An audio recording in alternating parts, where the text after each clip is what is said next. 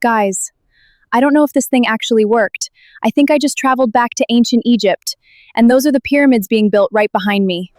Most people think slaves built the pyramids. That's actually wrong. Many of these workers are paid laborers living in huge worker villages. This single stone weighs several tons, yet thousands of them were moved by hand, without wheels or machines. One of their biggest tricks? Wet sand. It reduced friction and made moving massive blocks much easier.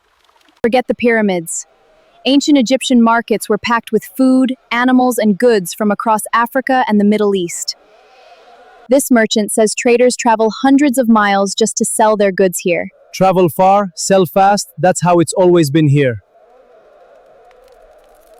Without the Nile, none of this exists. It floods every year and turns the desert into one of the richest farming regions on Earth. This river is basically the highway of ancient Egypt. Grain, stone, even entire armies moved up and down the Nile long before any road existed. Religion controls almost everything here. The gods aren't just worshipped, they're part of daily life. Okay, I just heard about a hidden chamber inside the pyramid. And tomorrow, we're going in. Okay, we're actually doing this. The worker from the pyramid camp told me this entrance leads inside. I don't know if he's helping me or testing me, but if this is real, we're about to see something almost nobody alive has ever seen. This is so much tighter than I expected. I can barely stand up in here. The air is hot, dusty, and completely still. It honestly feels less like a tourist site and more like we are crawling into a machine built for eternity. The deeper I go, the temperature changes. There's no breeze, no birds, no market noise, nothing, just stone. And the crazy part is, every block around me was placed by human hands over 4,000 years ago. Wait. Look at this. These don't look like decoration. These look like worker marks, measurement lines, construction notes. This pyramid isn't just a tomb, it's a giant building site frozen in time. I just heard footsteps. And that is not echo. Someone is definitely down here with me. Hello? You should not be here.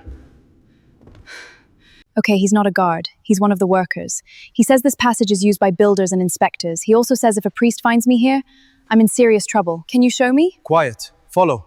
Oh my God. Guys, this is impossible to understand from pictures. This gallery is huge. The walls rise above me like a stone cathedral. Except this was built before Rome, before Greece, before almost everything people think of as ancient history. Look how organized this is. Ropes, sledges, ramps, trained teams, not chaos, one of the most advanced builds on Earth. Many men, one stone, one command. Planned like an army.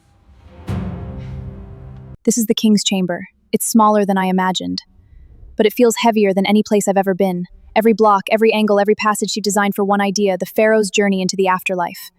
At sunrise, the king comes. Wait, the actual pharaoh?